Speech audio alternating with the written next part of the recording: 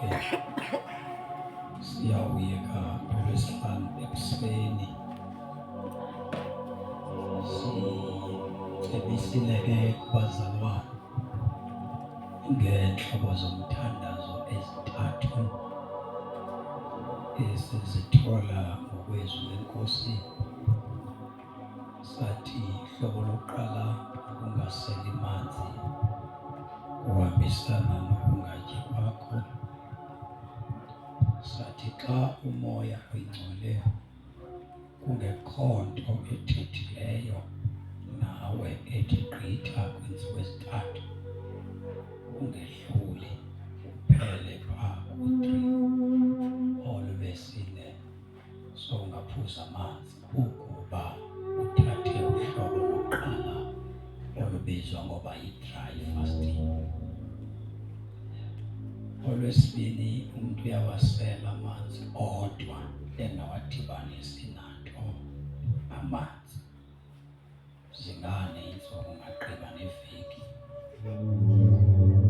Eyesithathu incwadi kaDaniel chapter 10, ungasebenzisa iveji yakho, ifruthi yakho, mhlawumbi ungaphuza ikofu lakho, mhlawumbi ungaphuza ijusi lakho, kodwa lolu hlobo lokudibanisa ezo zinto zonke.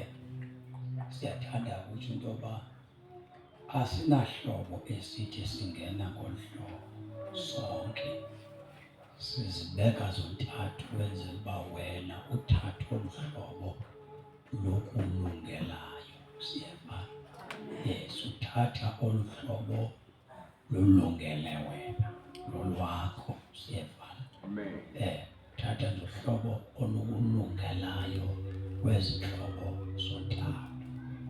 Ukuba kwenzekile wathatha lokuqala wathi usahamba nalo weva uba liyakwehlula, ngena kwelingasezantsi, ungena kwelesithathu. Xa likwehlula suzifilisha yethi xa uthandaza. U-amen khona. Feel free xa uthandaza. Abantu abaninzi bamenza isikhohlakalo uThixo, bamenza ngathi uzababulala abantu. uThixo akasikaze abulale mntu. Siyevana?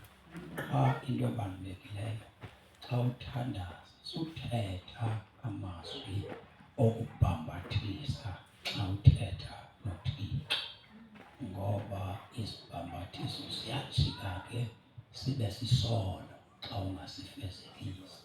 Lilizwi leNkosi elo. Xa uthandaza uthetha noThixo hlukana. Abanye abantu badla ubhuda athi undibulale xa ndingayenzanga le nto. Uyenza into ngathi uthetha nodoli xa uthetha noThixo.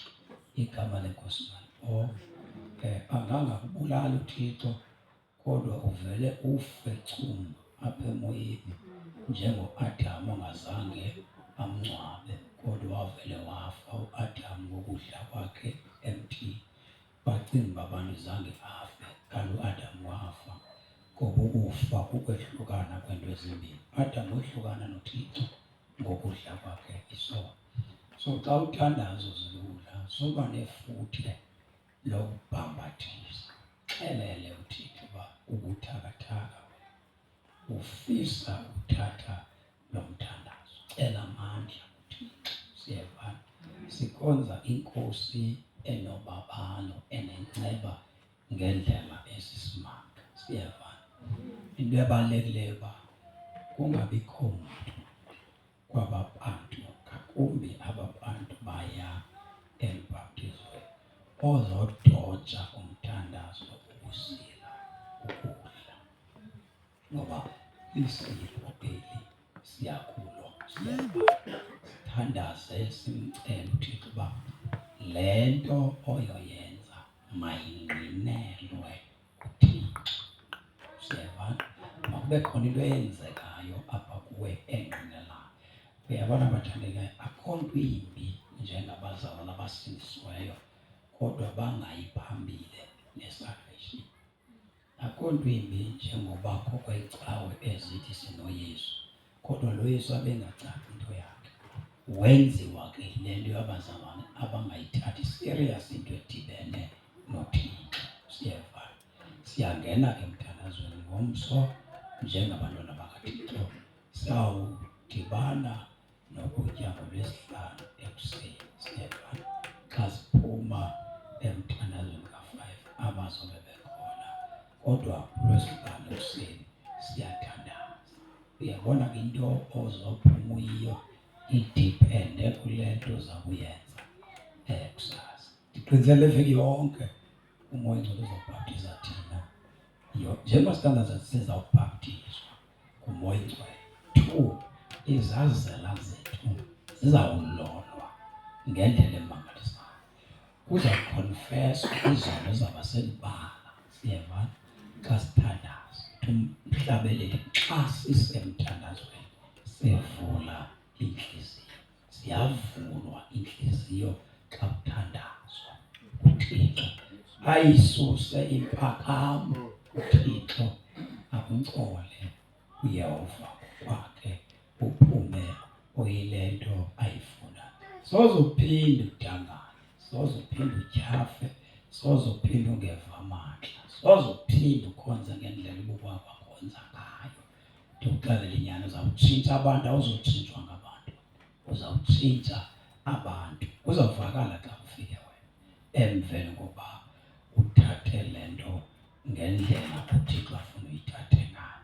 Siyathandaza ke makholwa, siyathanda ukutsho kubantu bonke asele benezinto uThixo azisengele phantsi mabeze nazo. Siyevana bathandekayo, sehlukane nawe, sehlukaniseni nezinto uThixo azisengele phantsi ngegama leNkosi. Uba zinto ezinkulu yitsho sizawuzama imoto siyozithatha izinto ezinkulu ngegama leNkosi. Kodwa le weekend le mayibe yi-weekend kuwe eyoba yimarka ubomi bakho bonke, igama leNkosi malibonke. Cela ke ezinye izinto ke sofundisana ngazo apha ekuhambeni kwexesha, sizawumane sikhumbuza. Ngicela ke sifunde amazwi eNkosi, incwadi yabaseGalati chapter 5 verse 22. Soqala ku-19 namhlanje siphinde siqhubeke no-22 wethu ngegama leNkosi uYesu waseNazaretha. Jesu sibonakalise somandla, sibona Jesu wami, sibonakalise Jesu wami, sibonakalise Jesu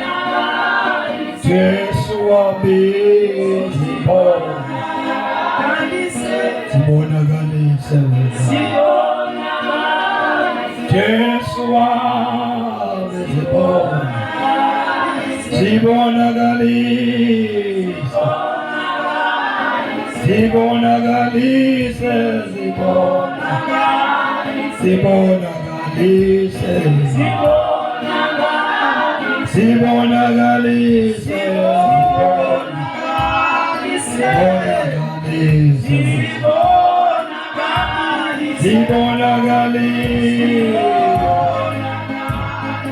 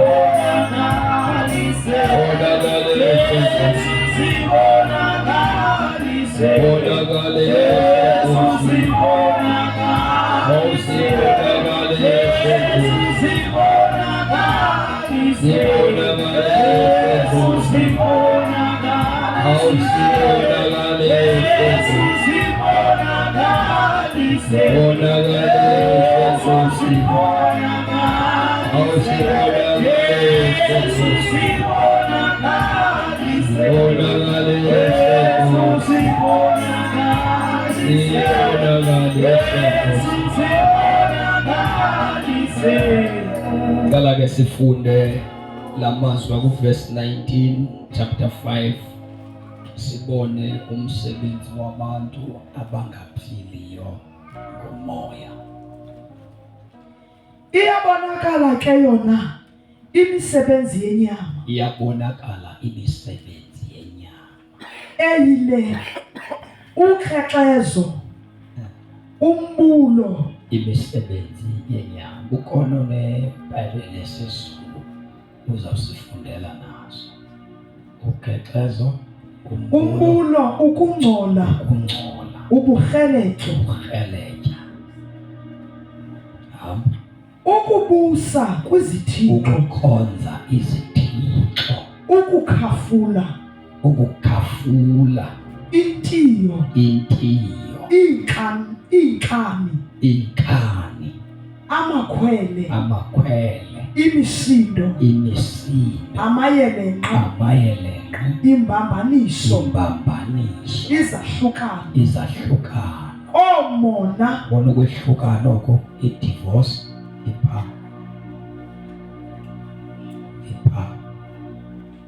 omona, okubulala, okunxila, indlwala ezisilwayo, nezinto ezinjengezo, izinto ezifana ezinjengezo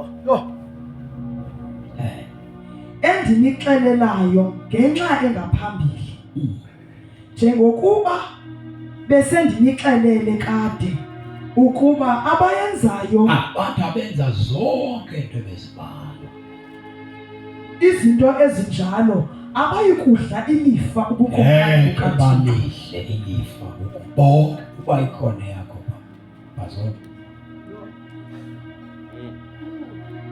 Zizinto ezikhoyo kubantu abangekho phansi kwakhe umoya wengcwele. Isizulu ukhona naso. Kepha imisebenzi yenyama isobala. Imisebenzi yenyama isobala. Kusho ukuthi icacile. Engukuthi ubufebe. Nokungcola. Namanyala. Nokukhonza izithombe. Abantu abakhonza lapha. abakhonza izithombe. Kusho ukuthi kula mabandla kukhona izithombe esikhona ngaphambili. Kwezinkonzo ezimise umfundisi nomkhakhe kubhala ivision yelibandla. Sisithombe esiya. Hayi. Iphinde mama izintoni? Lokukhonza izithombe. Abantu abakhonza anda apho kukhona ibhena enombono womuntu ekhowushene nomkhakhe aphe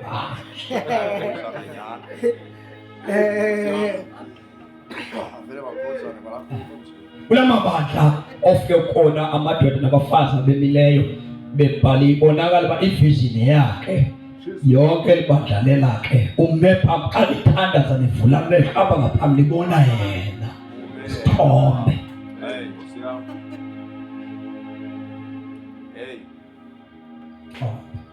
Qhubeka mama. Lokuthakatha. Kuthakatha. Lokutha. Nokulwa. Nomona. Nomona. Lokuthukuthela. Nokuhlala usemsidweni. Nokubanga. Nokwalana. Nokwahlukana. Yimisebenzi yenyama. Xa uyigqiba pha ekugqibeleni ithi ke njengokuba sengilitshelile ukuthi abenza okunje abayikulidla ifa lombuso kaNkulunkulu. Bonke aba bantu esibakhankanya. Yabona uba ngabe ukhonza anda amabandla anezithombe, run, baleka kulo cawe before ubhubhe. Because ukhonza under curse ngenxa yalanto. Soba ukhonza kwibandla ekukho kwibhena yakho indoda emileyo echaza kwa lo msebenzi lendlu nelibandla lela lomuntu, baleka kwelo bandla ungekafi. Ngoba ububhubhele ukhonza kulo muntu okhonza phansi kwakhe kufe umuntu oqalekisiweyo ngenxa yale ndoda emephambi kwakho. Ibandla lamasindiswa akumiswa noJesu elengesiphambanweni, akumiswa nesithombe sikaYesu elengesiphambanweni. Akukho nto funeke siyibone, akho foto yamuntu, akho muntu funeke simjonge.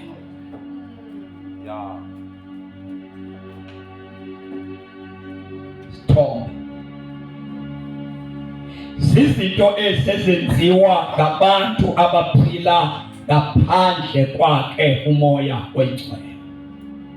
So umoya oyingcwele xa ekhona ezi zinto aziyi kuba khona kumasindiswa. NoJesu asifuni nomuntu ozosishowishela yena. Siyabona abathandekayo, asifuni nomuntu ozosisobela uYesu uba wayemile kanje uYesu.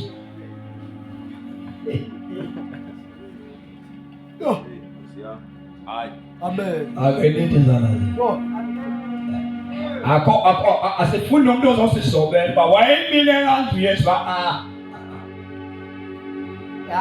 Isithombe.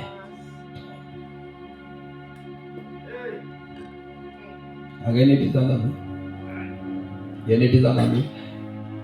Khuluma ngantoni bakho? Isithombe.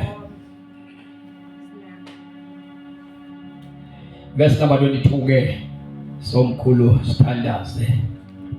Izinto lezi umoya oyingcwele ufike azihlabe xa ungumuntu okholwayo anda umoya oyingcwele. Xa ingekho umoya oyingcwele siyafohleka singene kuyo yonke indawo. ngesona esomoya isiqhamo. Now umoya oyingcwele uneziqhamo ekufuneka ukuba amakholwa abe nazo. Amakholwa ngaphandle kukamoya oyingcwele ngeke kube lula ukuhlalelana kwamakholwa.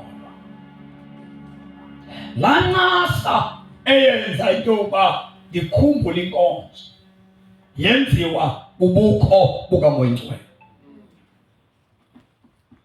La nto ethi xa uye enkonzweni, inkonzo le uve ubumnandi ungekabekwa sandla, uvuka uphila, uve inkululeko, bubukho bukamoya oyingcwele emakholweni.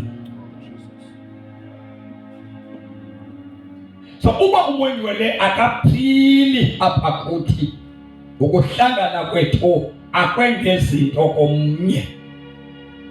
Siyafana nababengayanga nkonzweni, because ifellowship iba yifellowship kuba aba fellowship ndaweni nye bephinda befellowship nayo umoya oyingcwele. Fundi ngesona esomoya isiqhamo. Esomoya isiqhamo Luthando. kwanda uthando lobuzalwane. Kwanda uthando lobuzalwane. Kakusanda uthando oluproducwe umoya oyingcwele, isono asikho phakathi kwabazalwane. Because uthando lugubungela inkitha yesono. Akuthiwa lifihla amanyala, isono apho kuthando asikho.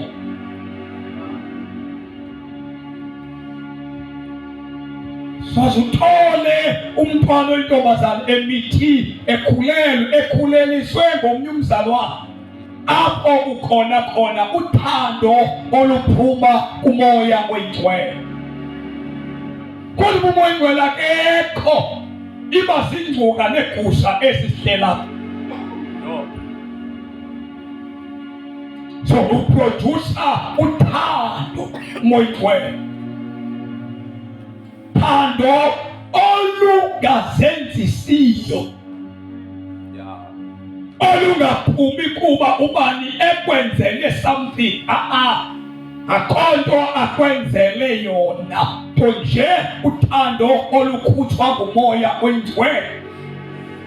Thanda umntu ngenxa kaJesu onaye anaye. Thanda sisipho sokuqala. Uthando sisipho esiyawuphinde sigqibele. Kuba zintathu izinto ezawusala ekugqibeleni. Intshumayelo esesiphelile, isiprofethi esesiphelile, kuthiwa zintathu. Kuthiwa luthando, lukholo, nethemba. Kuthiwa ke into eyawusala ibe yokugqibela iyoba luthando. Faith idlule, uthemba lidlule, kuthiwa kuyawusala kume uthando. That means that's why the Holy Spirit kayiqala eproducer emntwini okholwa, uproducer uthando. Amen. Hathi umuntu bekade engathandi umuntu, enenkani, enempakamo, engabulisi umuntu, ehamba nje esithanda ngokufunda lunemali, ebathongela phansi abantu, umbone umuntu ebulisa abantu bekade engababulisi. Ungene lo muntu nguThixo, wangena phakathi umoya oyingcwele, wamthoba la muntu, wamfundisa ukuthanda. Amen. Hallelujah. Fundisa ukuthanda. Bonke ephuma enkonzweni angaphuma thatha iphesi yakhe angqale emotweni ahambe, unento yokubulisa abantu bakaThixo because of uthando oluveliswe apha kuye ngumoya oyingcwele. Amen. Thando lukaThixo luvela kumoya oyingcwele. Thandana amakholwa, imizi yamakholwa kukufumaneka uthando. Abantwana abazalwa ndim bedle uthando kum, ndinoThixo.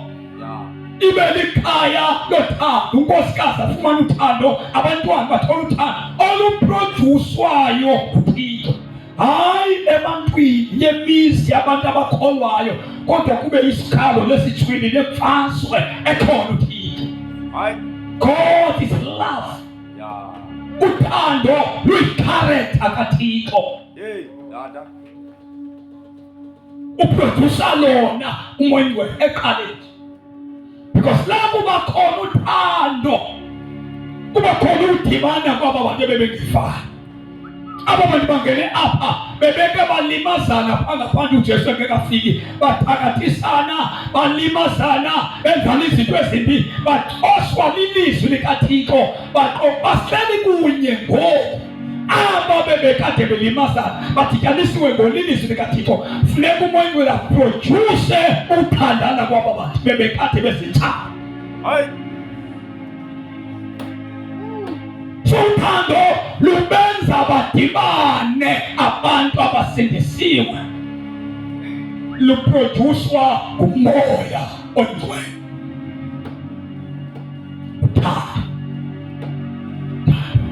Uthando lokuthanda uThixo luvela umoya onjani? Oyingcwele. Thanda uThixo. Xa uthanda uThixo uzawuthanda abantu abathanda uThixo. Because uthando lukaMoya luthi suka ebubini, siyeva, liyakususa ezintweni ezimbi. Uthando oluproducwe ngumoya oyingcwele. Uthando oluproducwe ngumoya oyingcwele liyakwehlukanisa nabantu ababi, likudibanise nabantu abathanda uThixo. Hallelujah. Uthando oluvela kumoya oyingcwele aludinwa, alikhathali,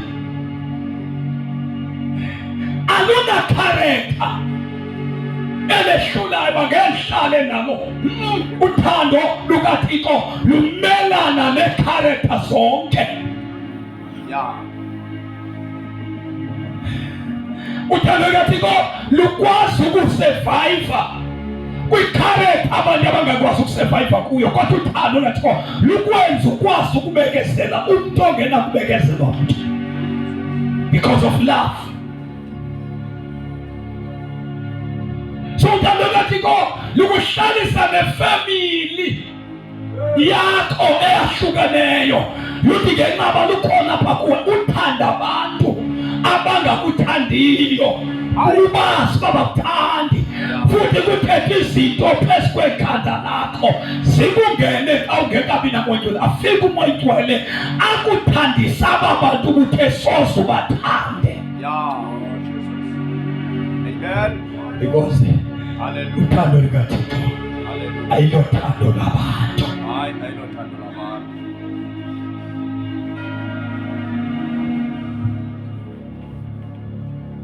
Uthando lwami kuwe lohlala luhleli asoze khonze enkosi. Uthando lwami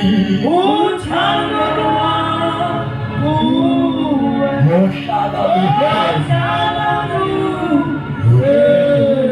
asoze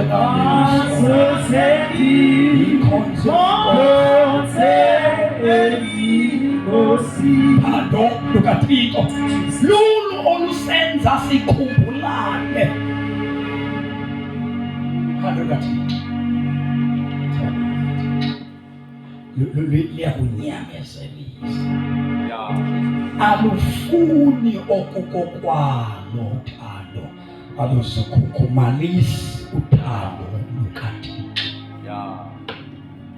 Uyaphuma ubuselfish. Omona bagqitywa kukufika kothando lukaThixo. Ukuzicingela ngaphezu kwabanye kugqitywa kukufika kothando lukaThixo. Phaka kugqitywa luthando lukaThixo. Ukumbona omnye ebalulekile kunawe luthando lukaThixo oluproducwa ngumoya oyingcwele. So uba uthando lukaThixo umoya oyingcwele apha kuwe akekho, isiqhamo esiluthando awusuba nalo.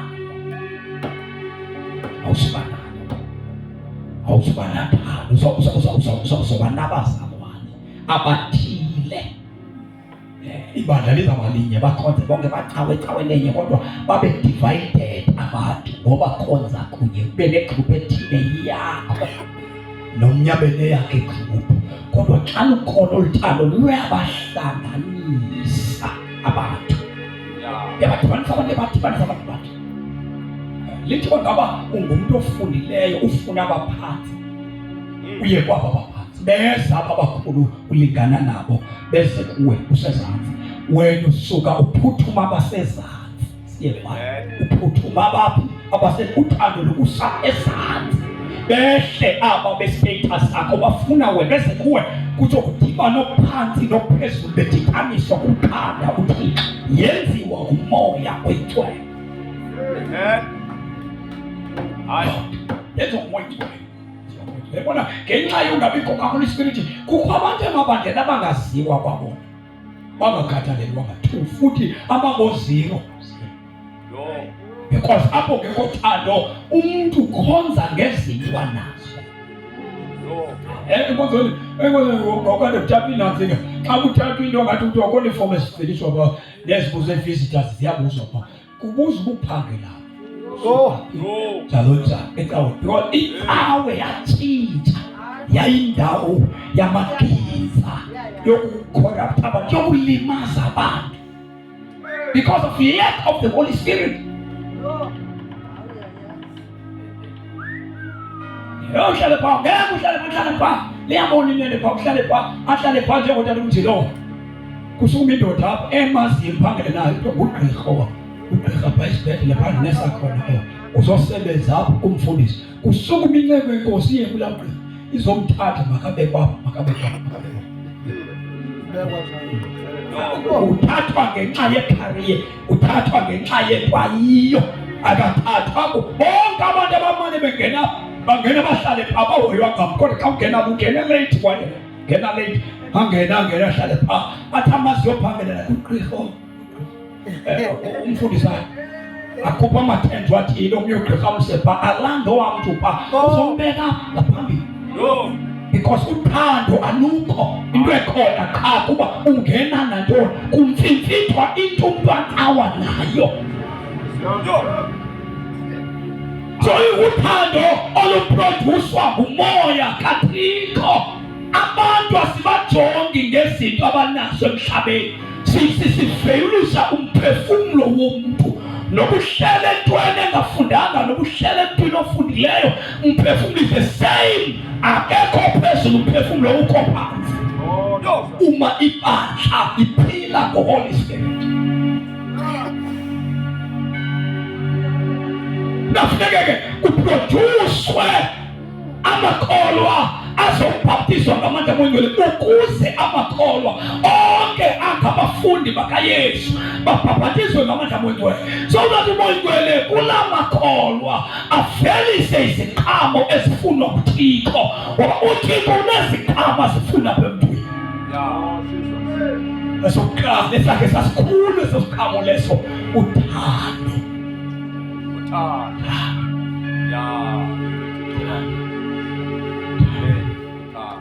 Uba nothando awuthandi mntu ngezinto anazo uthanda umuntu ngoThixo anaye. Uthando ke lenza sihlalelane sifane sifunane sithandazelane ndizincame zami ingxaki ndililiswe zezakho ingxaki ndingalali ngenxa yoba wena uthetha ufakaza wakhankanya izinto ezikubethayo ngenxa yothando luproduswa ngumoyingcwele ndingalali ndikuthandazela. Uthando lwenza amakholwa athwalisane ubunzima oluvela kumoya. Ngabikho umntu othi ndifuna ukuphumelela ukubegqitha. Uthando luthi sonke masiphumelele sonke luthatha kwinto nayo unike ongenayo.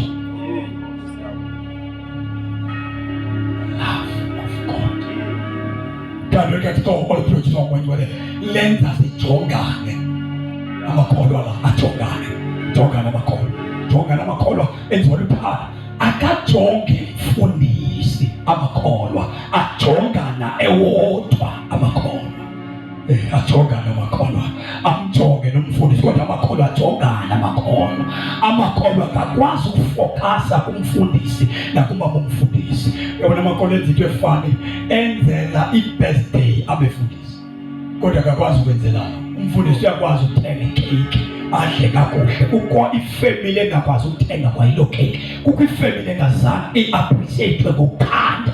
Kodwa amabandla ngenxa ye-lack of the Holy Spirit, oyena mntu ojongwa ebalulekile i-business namhlanje kuxhonywa nazo nithi nizenze ni-14 ningathi nizawushumayela kanti lichaza i-birthday yakho ngendlela imali abantu abayithanda ngayo.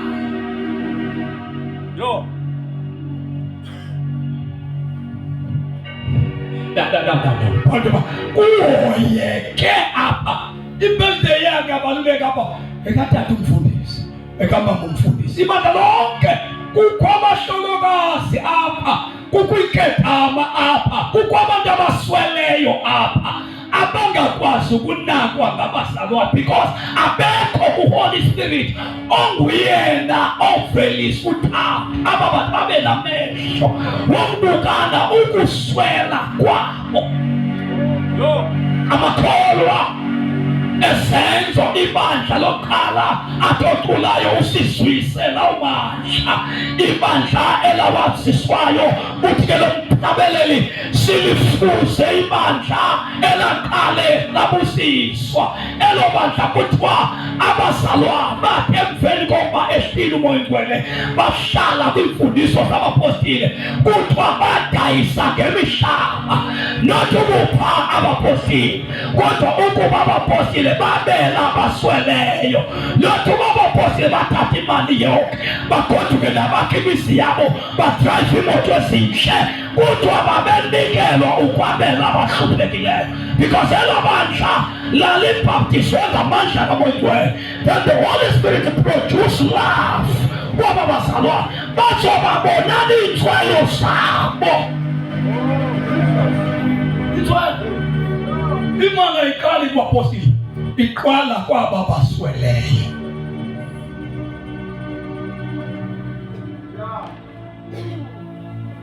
Yiyo ke lento amakholwa asindiswa namhlanje akabusiswa uThixo, ngoba indlela anikela ngayo anikela enganikeli, anikela ebribe uthandwa umfundisi modala uthandwa uThixo.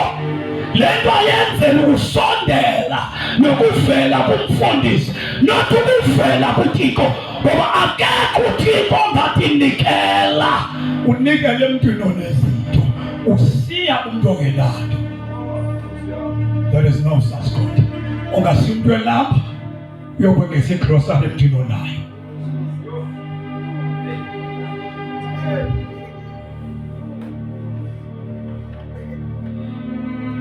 Into yokuqala eproducer komoya oyingcwele luthando, because apho kukho uthando isono asinikho, kodwa apho uthando lungekhoyo isono sizawanda.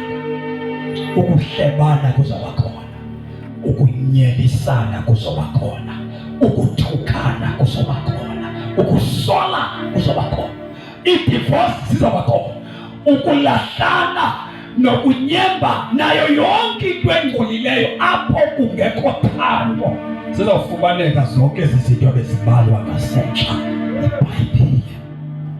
Yoqa efimbele ububi ebandleni luthando, character kaThixo, isimilo sikaThixo luthando. God is love. God is love. God is love. God is love. Yiyo le nto xa ungenwe kuThixo kuprodyuswa kuwe uthando lokuthanda abazalwane. Uthanda umamakho, uthande isihlobo sakho sakulahla kodwa usithande. Thanda abantu abakusweleyo, thanda abantu abakuhlukumezeleyo, bathandiswe luthando oluprodyuswa ngumoya oyingcwele. Luyadinwa lwakho. uyakhathala wena uthanda, kodwa uboyiwela kadinwa kukuthanda, kadinwa uthando. Qhubeka sithandaze. Uthando luvimba izinto ezininzi. Uvuyo, uxolo, Uthando lulandelwa luvuyo, ngoba umuntu onothando sozombone ethwele umlomo etshintshile into engangenekiyo.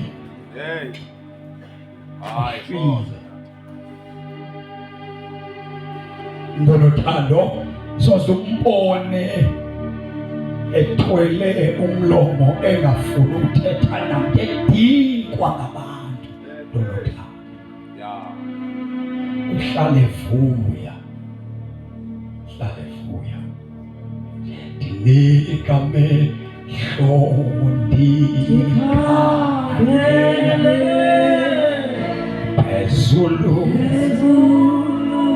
enkosini, ndibone khona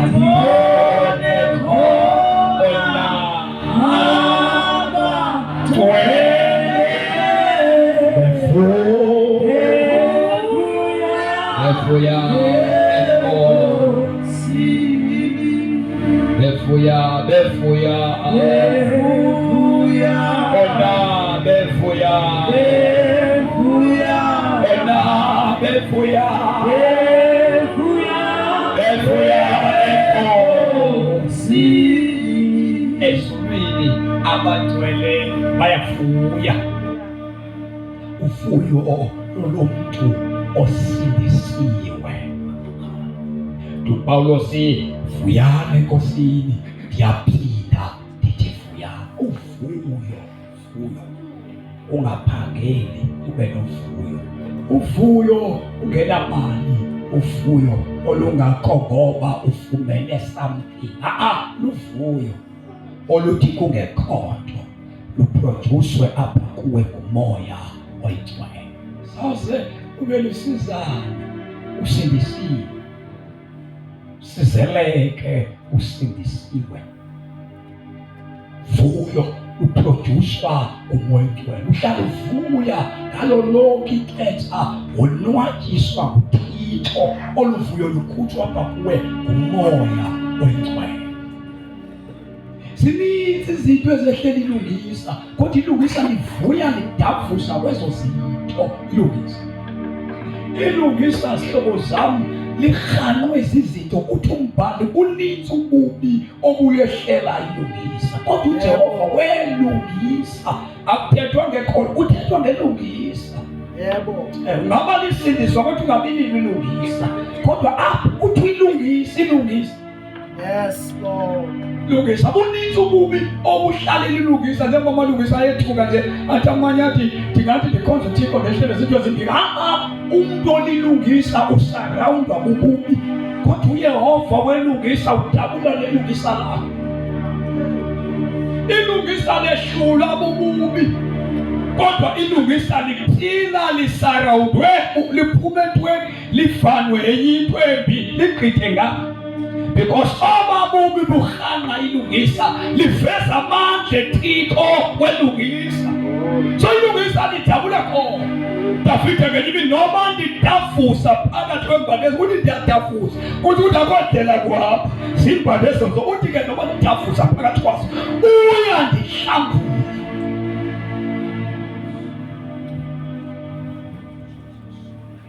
Umuntu ofuna ukulunga elilungisa makazi kakuhle into yoba uhamba phakathi kwazo iimbaleko. But nansi into enziwa ngumoya oyingcwele, uvusa umoya oyingcwele, uvuyo.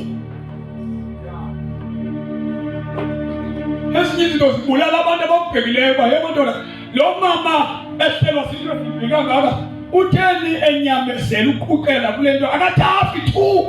Izinto zibulala abantu aba-arawunde wena ezingezanga kubo. Iinto zakho zikunezela wena, ucinezelwa tu. Ezi zinto zezakho ziphakathi kwakho, kodwa zibulala abasarawunde wena, zikhathaza bona. Madoda, ilungisa libulala zinto ezimbi, zisuke zibulala abantu abalibukeleyo. Ubone enkonzweni ekhonza kuye kukhathazeka abantu, behluphekile abantu, bedliwa yinto ohamba phakathi kwayo, kodwa wena urejoyisa. Babuza abantu wathatha amandla okuvutha kanje, the Holy Spirit ngaphakathi kuwo produce the joy. The joy of the Lord is our strength. Siyafana sababu abuza abantu awuyelini uthandaza kunini wasini ukudla kodwa izinto ziyakucinezela, ezi zinto ziyakucinezela kodwa zikubulala. Asawayiti verse 1 uvuya zikho kwenzeka kamandi uthixo mani zikho ukhulu wenzela into enceba phakho ngaphakathi ovuyayo. Haleluya. Ilungisa lekulama sisi. Hey, uvuyo. Uyavuya. Uhlala uvuya, uhlala uvuya, uhlala uvuya.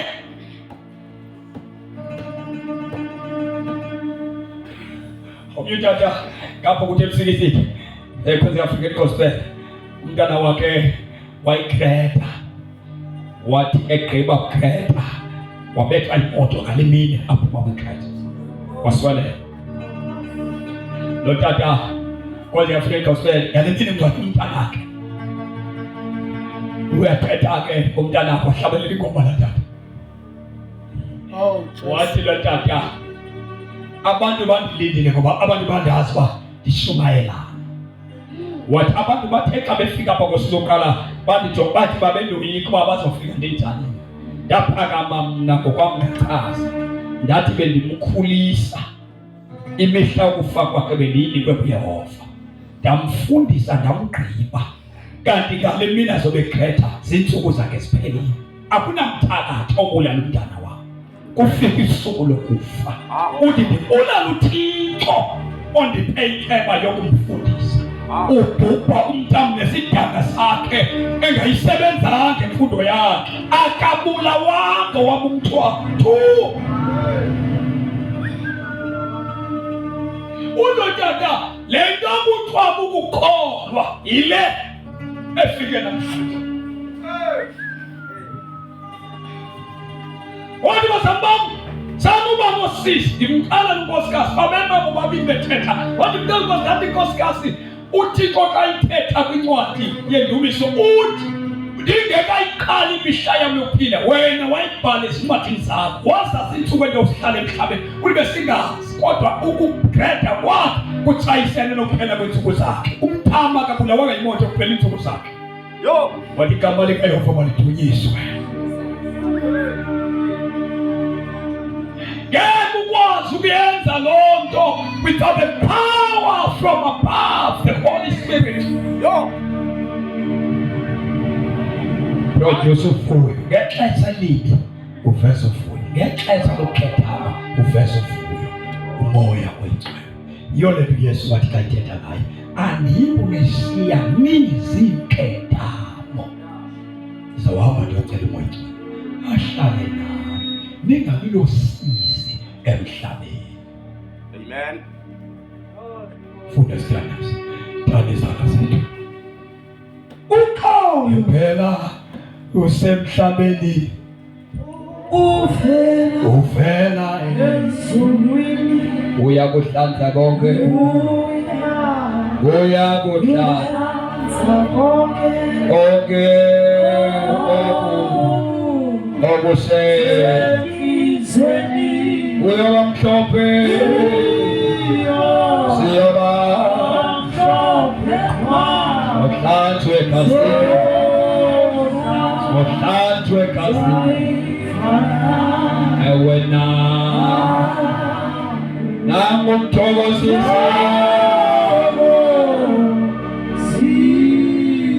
nangu mthokozisi, nangu mthokozisi, nangu mthokozisi,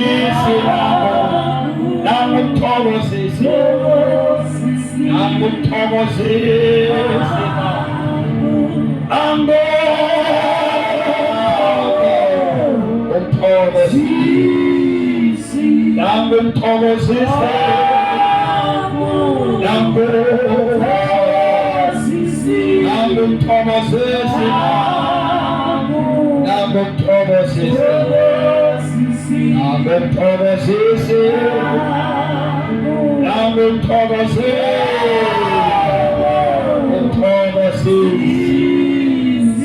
Ngayiphewa ukukontrola umoya oyingcwele.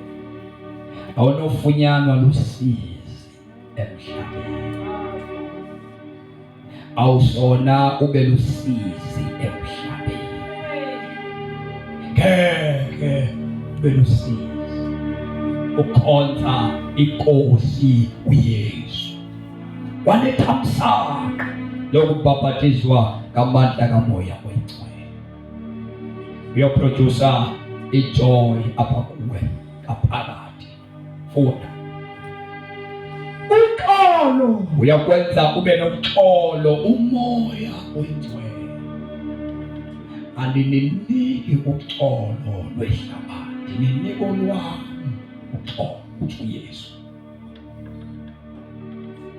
Akunzimanga ikholwa ukuba lenze uxolo nabantu xa libhaptizwe nomoya oyingcwele. Kodwa umoya oyingcwele akafikanga kuwe, uxolo ke ube nawo. Abafundi bakaYesu babuza kwinkosi, basimxolela kangaphezulu. Yathi inkosi, 7 kasixhenxe ukuphindaphindwe kayi-7.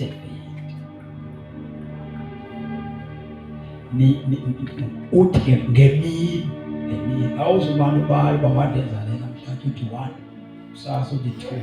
Akuthiwa ngemini. Kusho ukuthi awufikanga kwela nani namhlanje. Awuthi kusasa udibanise namhlanje nakusasa. Kuthiwa ngemini. Plus equal. Abafundi bakaYesu baqala bathi, Nkosi, ukuba indlela ukhona nje songezele ukhona, because ngeke sikwazi ukuyenza ngethitha. Songezele ukhona. Because ezulwini kuthiwa ngemini, hayi kubala iminyaka. Hayi ngemini ethile wandithi, ngemini ethile kuthiwa ngemini enye akone akuphindaphinde wena umxolele. Ngeke ulenze. Udinga umoya oyingcwele ozoveza uxolo ngexesha oludingeka ngalo uxolo. Uze ukwazi wapho usithi emadodana ndamxolela nyhani, uzifune kutsho wena. So wamxolela uthetha naye, udlelana naye, wakuzibuza uba nyhani. Which means ayinguwena umxoleleyo, ngumoya oyingcwele owenze wamxolela. Kwawena umangele, ndihlale naye, ndihleke naye, ndidle naye, ndiphile naye, owabulala umntamo.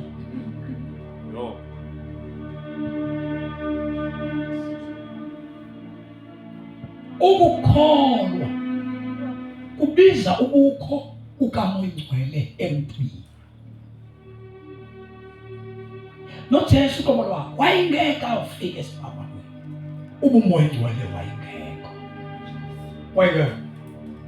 UJesu wayengeke nyamezela umvimbo omnye ebanjwe eGetsemane. Wayezawuyeka aphindisane. Kodwa uyamsiza uJesu anqobe i-assignment yakhe, ubukho bukamoya oyingcwele phezu kwakhe. Not yesihlale kwelilizwe elikhohlakele kangaka without the Holy Spirit. Ngeke simbone uThixo singabhaptizwanga ngamandla kamoya oyingcwele.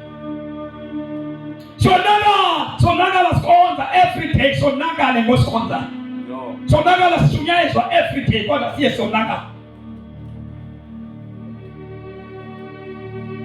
Abantu abakhonza kudala bayayazi lento ndisho uba la mabandla lento seyiyo namhlanje endaweni uba aye esiya kuThixo aya ayingena ezweni.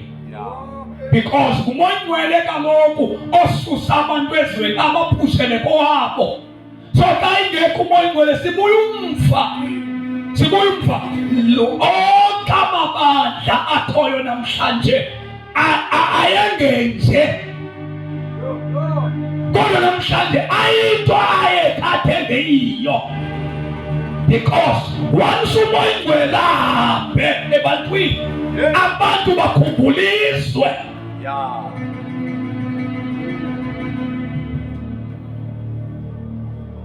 ayiphasisi langoma ethi wenza ngcwele amakholwa noma sikhonza njubala akhonto sithalelayo kwezasezulwini izinto asinamhla kuThixo sinomhla ezweni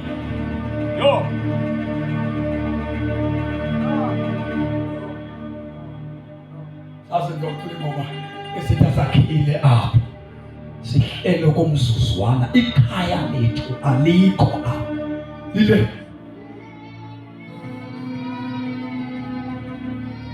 the Holy Spirit uyaproduce uxolo phakathi kwabazalwane uxolo phakathi kwabazalwane xolo ayithi amakhona kayibonisana athi uxolo lenkosi malibe nalo uxolo lenkosi malibe nalo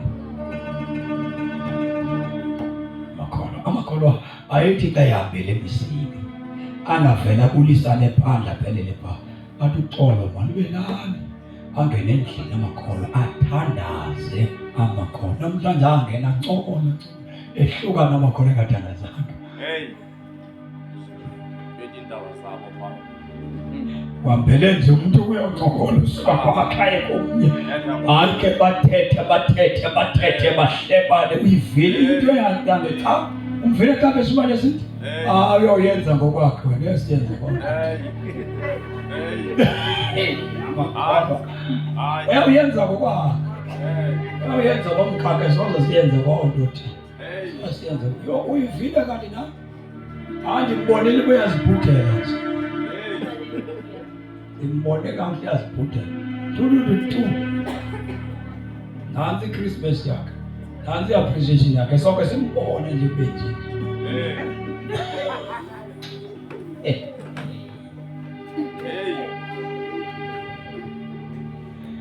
izulu lafuleka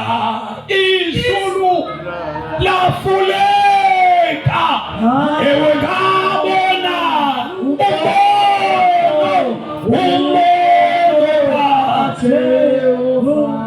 izulu lafuleka lona izulu lafuleka ewe ngabona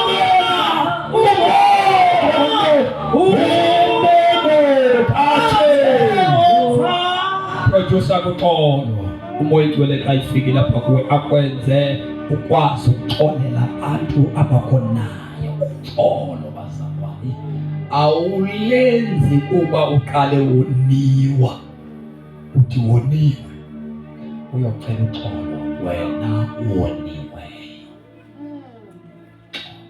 xolo lukamoya ingcwele alugade umoshe uthi umoshiwe kusuke wena uyokwenza uxolo nalo muntu ulimazileyo wena lolu kamoya ingcwele lolu thetha ngalo ayo lwakho awuqala ulimaza umuntu lelo sivele babantu ucela ukuba ndilimaze uxolo ulinyazwa wena uphuthumana uxolo nabo bonke ndawonye nobungcwele uthumana uxolo nabantu bonke ndawonye nobungcwele ekungekho namnye unokuyibona inkosi ngaphandle koxolo which means if you don't have peace awunaxolo apha kuwe suzibale abantu abayizwini because uxolo olo lulodwa zimbili izinto ekuthiweni sizawubona ngazo uThixo luxolo ndawonye nobungcwele siyeva two things eziyokwenza abantu babonane noThixo ubungcwele noxolo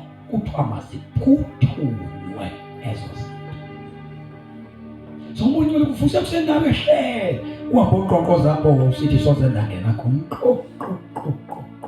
ulila usethuswe ngumoya ingcwele ungcoliswe ngumoya ingcwele une-pride usithi swaze ndimxhonele afikele wena umoya ingcwele ayike umqobethi owawo umuntu ongenaThixo akuqhube athi yiya uhambe nkonkoza pha ufika ulile ucela uxolo ulile no wafika lile eminiswa ithathu yoba wena uthunyiwe ubuye athi xa uhlala phansi athi yapha uyathunywa wantsibe nomuntu uyathunywa yapha ngolungisa pha uhambolungisa uthi ubuya pha kuthiwa yapha uyolungisa pha uyathunywa le nto ingekathethwa enkonzweni kufika umoya ingcwele akukhombe. Amen. Kodwa ukuyakwenza uxolo ekhaya kubantu abakwenu ongathethisani nabo bafowenu kodadewenu kubantu bakowenu. Ayikho isalvation abantu ababhubha balile sebesemngcwabeni balilele nje bafe bengaxolelani kahle. Sisi ndiyaxolela. Uthetha nesithundu sisi ndiyaxolela. Benethansi yonke yokuyoba sisi ba ndiyaxolela sisi. Impimbi mntaka mama ukufa kwakho sebesingasaboni kakuhle sasizalwe sasikhula kamandi udlala insomo usibalisela izimbo othe ithansi uyinikiwe wadlala ngayo. Hayi noma engenalile ngapha nawe wena muntu loYesu ngaphakathi. Abanye bangathethisani sebesithi basinhle bobabili bangefani. Kwasutha uxolo bazoma luvela kumoya oyingcwele. Umuntu enezobhabhisa ephezulu una 10 years engayikowabo nanga phezulu. Engayikowabo phezulu. Unino saphila uxabene nomamakhe. Unino saphila 10 years nanga phezulu. Ulolera kufuneka nje umbhabhisa itata awusiyobhabhisa. Ungalenza uxolo nomama wakho. Yanquka indoda yanqinsuku ziyabala. Yabo ngolwesithathu namhlanje ubhabhisa lokucala awuzungena manzini wena amboxolelana nomama wakho. Indoda ihola ipeyi izonda iqhaqhazana. uYesu ngaphakathi umoya ngcwele akekho. uJesu ngaphakathi kodwa umoya ngcwele akekho.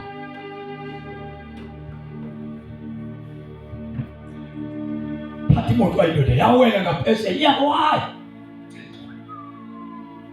Seyibona sihlala namhlanje iveki yonke izamazamana nokuyobheka ulimi. Amandoda inzima into yoxolo.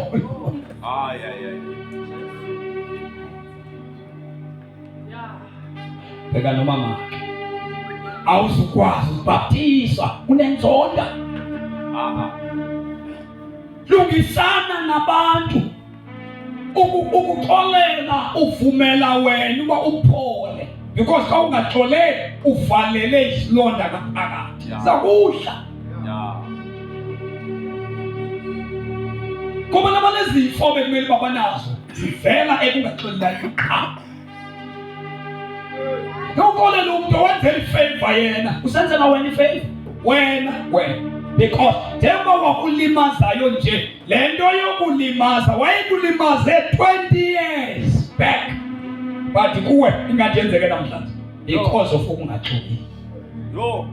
Befama sewaphola befama sewaliba befama awusavakale befama sewumandele befama sewukhulekile ino ubanjwe kungamxoleli umuntu. Phela ungamxoleli kwenza into yoba le nto wakwenzayo nihlala ifresh ingathi umane uzamazamisa umkhondo wokuhlaba ngawo. Until you make a decision uxolela uthatha isigqibo soba mandixolele awuthandazi awuyinceleka ndenze you make a decision.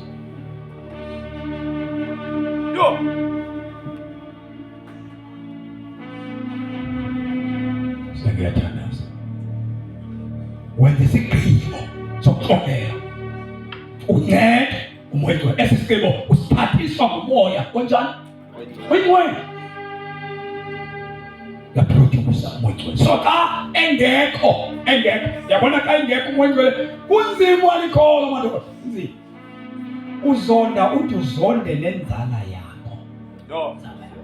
Zonda inzala yakho izala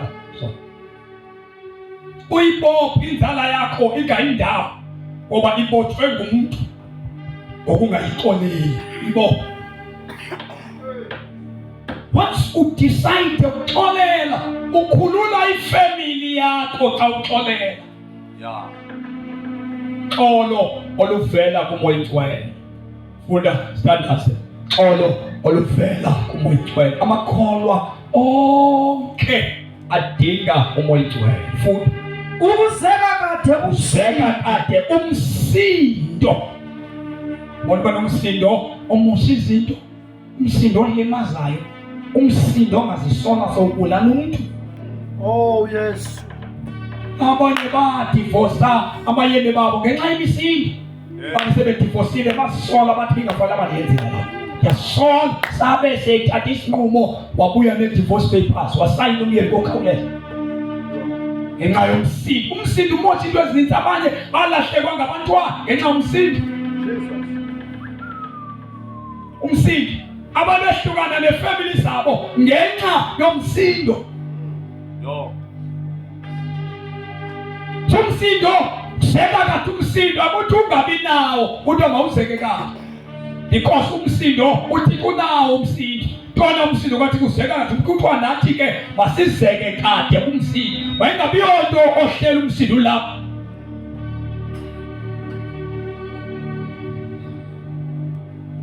Ubona abana sekonzweni bakuthiwa kusekhomitini ufakwe ekhomitini ube nelisho ba amakholwa kwezifaka ekhomitini. Ekhomitini nomsindo. Emsebenzini nomsindo. Kwaziwe njengekholwa elithanda ukulwa. Yo. Because you need the Holy Spirit to control your anger.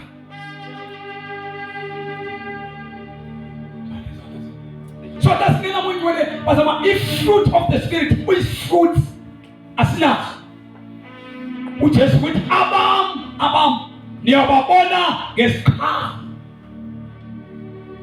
Soba ngaba siyamba noJesu kufuneka sibe nasikhathi. Futhi misindo seka kade umsindo. Ububele benobubele.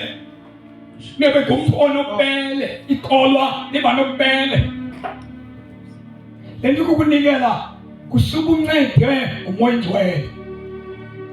Bele bubele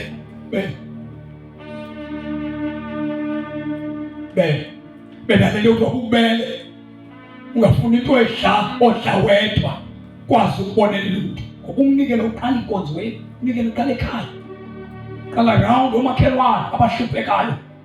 Ukwazi ukubona ohluphekayo umuntu umpe into otyayo. Yenziwa lento umoya onjani? Oyingcwele. Ngofika enkonzweni umbona udade wenu ba siskate ahlele sinxiba sinye sesi. Wena unewardrobe egcwele neskate ongasinxibiyo. Ukusame size yakho lo muntu. Ukhonza naye. Phela udevelop ububele obuproducewa ngumoya oyingcwele ukhethe kwimpahla ezithile. Ngaphandle kokushawuta nokumemezela. Biza umntakwenu umnike impahla onayo. Bele awukabizwa imali enkonzweni, ayikaxelwa imali enkonzweni. Yenziwa ngumoya oyingcwele lento. Awufeyino awungoli funeka uphela lento iyavela kwakho ungayifundiswanga. Na iproblem yamakholwa nebandla elikhona mhlawumbe litrainwe yonke into. Litrainwe kwinto Abraham 10% wakhe wawukhupha kungajonga uThixo ewenzelwa luthando olungaphakathi kuye. Because abafundi bakaYesu abadayisa ngemihlaba bazisa imali kwaapostoli abathunywanga ngabapostoli. Abaxelelwanga, but Holy Spirit communicate kubo. Wa-communicate ebabonisa abantu abasokolayo. Wathi nina nemihlaba thengisani imihlaba le nize nemali yonke niyinike abapostoli. Abapostoli bangayidli ngokwabo bajonge iintswelo zabazalwane. Because of the Holy Spirit ayikhona wenza abantu babe nobubele. Umoya oyingcwele. So ayingekho umoya oyingcwele abafundi bakaJesu abaphumi. Ubele nikela ze ka unikela unobele usenza umoya oyingcwele soze uthi kawe ibizimali. soze ukhalaze, soze uhlupheke, soze ungakwazi uyokhonza. Ukhonza ngokuphi? Awuphelelwa mali xa kufuneka kuyokhonza. Awusoze ukhalaze ngokukhonza.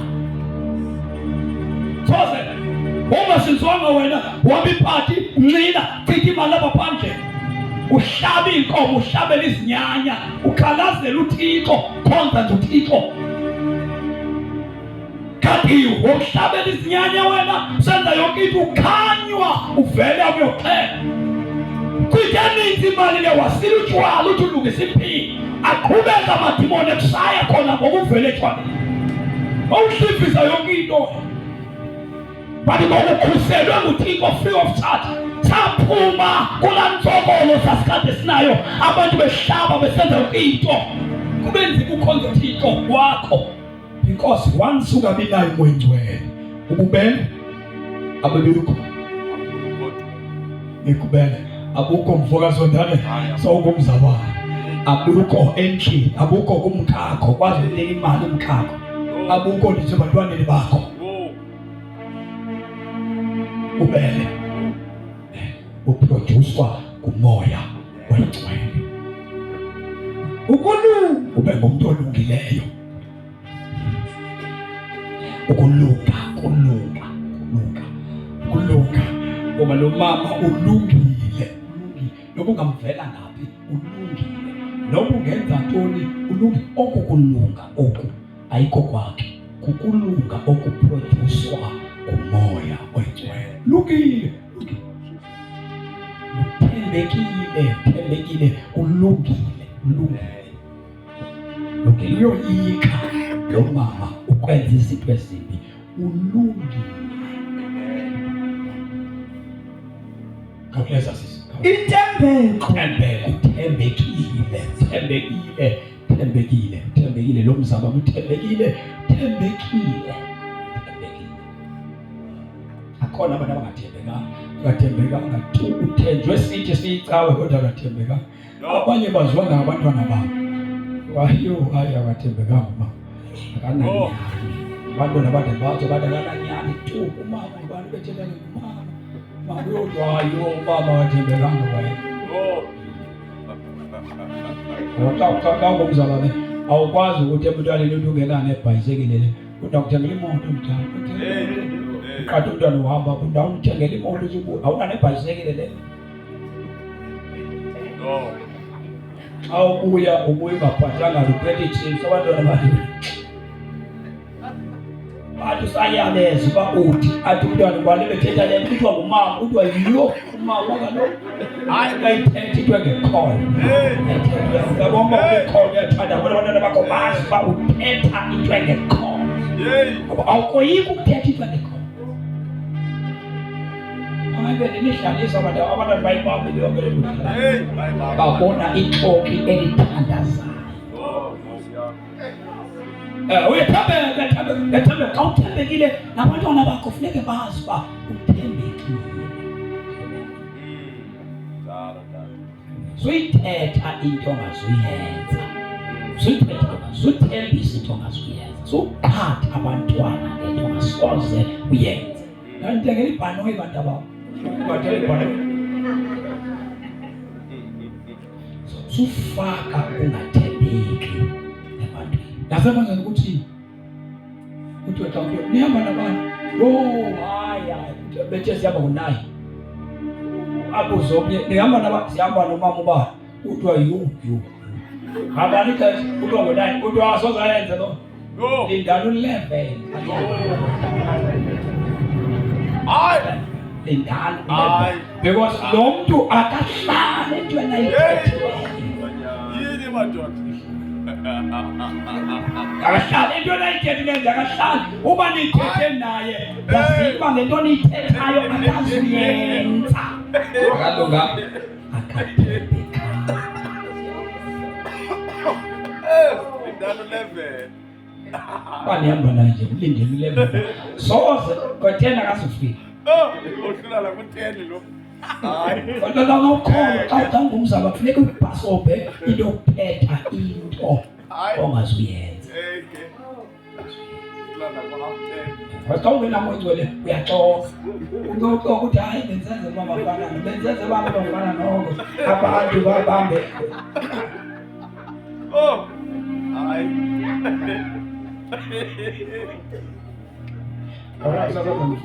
Sifundela ngomso amavesi izinto ezenza abantu abaninzi abazokwethuka belahlwa eswini. Bethuka belahlwa. Belahliswa zinto ezincinci bebecinga zincinci kanti zinto ezikhulu ezenza bonakala ingaphakathi yabo. Ukuxoka kuyingozi engumangaliso. Funeka uhlale uthembekile. Amen. Xa ungumntu okholwa, thembeka kude kube sekufeni nokunika isitsaba sobomi. Yeah. Thembeka. Ubulali benobulali. Bengumntu ongathathi izinto phezulu ngazo zonke ixesha. Into ohlele sensitive. Kukho abantu lokukhonza nakuqoba ndawo uya kanjani uzingela ngimthini. No. Usimbiso kahle apha kuthi ufika akufika umoya ingcwele. Xa ingekho umoya ingcwele sitsho ngemilomo basisindisiwe, kodwa zona izenzo zona azisivumi.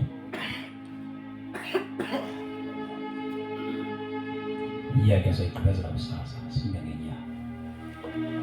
Wemoya oyingcwele ngoba intando yami ewe ngize ngibe owakho ngoba sivala amehlo wethu. Wemoya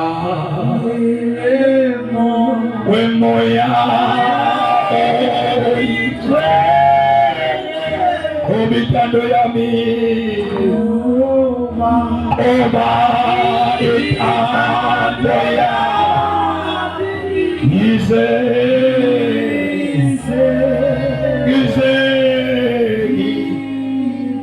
ngibe ngowakho Jesu, owakho siphakamise izandla zethu phezulu, sivala amehlo wethu. Sinesidingo sokuba xa selefikile kuwe makakulawule umoya oyingcwele. Mcele umoya oyingcwele akulawule. Until umoya oyingcwele akubambe ngokwakhe.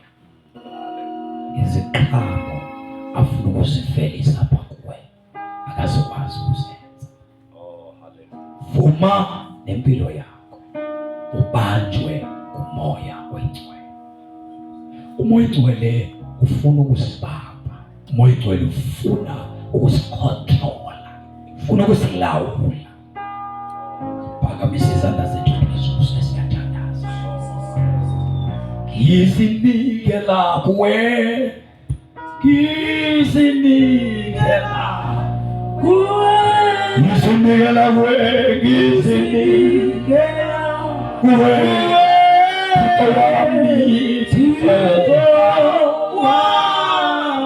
ngizinikela kuwe, ngizinikela kuwe,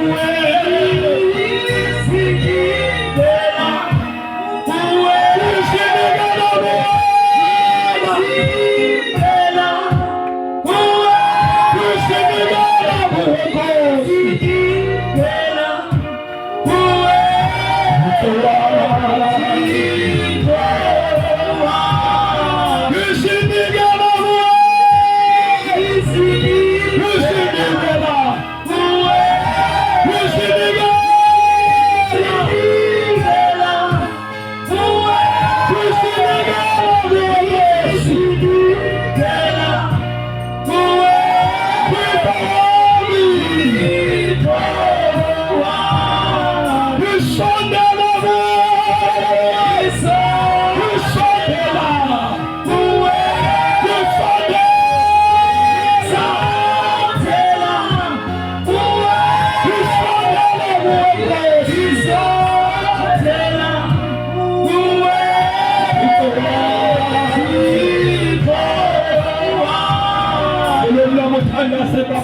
othandekayo, sisondela kuye kanye umoya oyingcwele.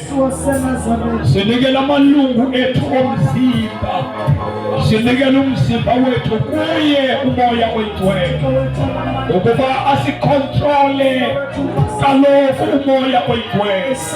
Siyazinikela umoya oyingcwele ukuba asilawule. Thixo wethu onamandla, lezi zinto okhuluma ngazo zibekho apha kuthi. Thixo wethu onamandla, siyamcela lowo onakho ukusiphetha ukuba avelise ezi zinto othetha nazo empilweni yethu singabakholwa. Nabo bantwana bakho uNkulunkulu ongcwele, bamba impilo yethu moya oyingcwele, bamba impilo yabantwana bakho. Thixo wasezulwini, Thixo wasezulwini, Thixo wasezulwini, bamba impilo yabantwana bakho. Thixo wethu onamandla, sesiyathandaza Jehova wamabandla, sesiyathandaza liwala phakathe, sesiyathandaza lizwe linamandla. Bamba impilo yalowa, bamba impilo yalowa, bamba impilo yalowa, kuvela amakholwa ayolawulwa umoya oyingcwele. Silawule khona, silawule oyingcwele, silawule oyingcwele, silawule moya oyingcwele, silawule moya oyingcwele, silawule moya kaThixo, silawule moya kaThixo, silawule moya kaThixo, silawule, silawule moya kaThixo. Silawule, silapha ngoba sifuna ukulawulwa nguwe. Silawule moya kaThixo, silawule, silawule Nkosi. Njengoba belawula imimoya engcolileyo, phila sizinikela kumoya oyingcwele. Silawule, silawule kweli lizwe elikhohlakeleyo, silawule Nkosi kweli lizwe elileli konke ndawo, kodwa thina silawule nguwe moya kaThixo, moya kaThixo, moya kaThixo, moya kaThixo, silawule. Oh Thixo ka-Eliya sife, Thixo wethu sife, Thixo wethu sife, silawule Nkosi. Oh silawule Thixo, silawule, silawule moya oyingcwele, silawule ubuseli lizwe Thixo libone ababiziweyo nabakhethiwe nabalandela wena. Awuvele kulawulweni nguwe. Help us Lord. Oh sincede Thixo ukuze lidume igama lakho kweli lizwe. Thank you Lord. Sisavala amehlo ethu, masithandazela abazalwane ukuba bakhona apha kwezi ndawo bakuzo, abastraglisayo, abathatha izigqibo zokwenza uxolo nabantu ababalimazayo. Wake beze ngaphambili bona kodwa abantu abasokoliswa kukungaxoleli qha. Siyangena emthandazweni ngomso. Before sithandaze, ungeza sikubeke isandla wena wedwa kule ndawo kuyo. Sizawuthandaza umoya oyingcwele asise impilo yethu. Vala amehlo akho, ukhona odinga ukuncedwa nguThixo enento eyastraglisa kuyo yokungaxoleli. Xa singena kwifasting ngomso, ungeza ngaphambili uthi ndikuyelo, uyelo. Phakamisa izandla zakho phezulu, thatha isigqibo sokuxolela umoya oyingcwele akusize namhlanje. Phakamisa izandla zakho, vala amehlo akho, selulela Enkosini izandla zethu. siyavuma. Phakamisa zakho kakhulu, uvula inhliziyo yakho. Oh, Jesus. Ziyelo. Yasokola. Xole. Yona izigqibo sokuthula kwakho. Kudala le nto ndikubambile, ndigcinile. Phazamisana nokukholwa kwam. Fune kuyokwenza esi sigqibo sokubheka emanzini. Ndingalungisanga nento ma. Ndiyedlula ngoko. Ndidiniwe, ndiyedlula ngoko. Lolizana zakho phezulu. Ihemini ezabakho kuba uthatha isigqibo ngegama lenkosi uYesu. Sivala amehlo ethu. Koza kuvuka mhludu uzothandaza ngegama lenkosi. Tata umthile ubeke isandla phezu kwabo abelapha ngaphambili. Inkosi ndikuyena. Sinikele enkosini, sondela enkosini. Sondela enkosini. Sondela enkosini. Wazi umonakalo busowenzekile ngokugcina kwakho ngaphakathi nakho. Ugcina into embi. Awuyazi into ezawenzeka emveni kwale decision oyithathayo. Inkululeko ezobakhona ebantwaneni bakho. Inkululeko ezobakhona efamily yakho. Inkululeko ezoba kuwe. Siyathandaza ungasala lapho ngemva uba ukhona. Abanye abantu abadinga ukuxolela abantu, abanye badinga uzixolela bona ziqo. Abanye abantu abadinga ukuxolela abantu, abanye abantu badinga uzixolela bona ziqo. Ungasali uze namhlanje uzokunyangwa. uThixo ufuna unyanga abantu namhlanje. Igama lenkosi uJesu Kristu waseNazaretha. Ungasali. Abanye abantu banamaphutha abawenzayo abazisolayo namhlanje. Abathi Nkosi Yesu, I still blame myself ngo-1 no 2 no 3. Ndisasola. Sindisiwe kodwa nisahamba nensolo zokuziblame. Namhlanje sesikhulula Nkosi Yesu. Siyabonga Mhlekazi. Siyabonga Khokhe linamandla. Siyabonga Gqirha wenhliziyo.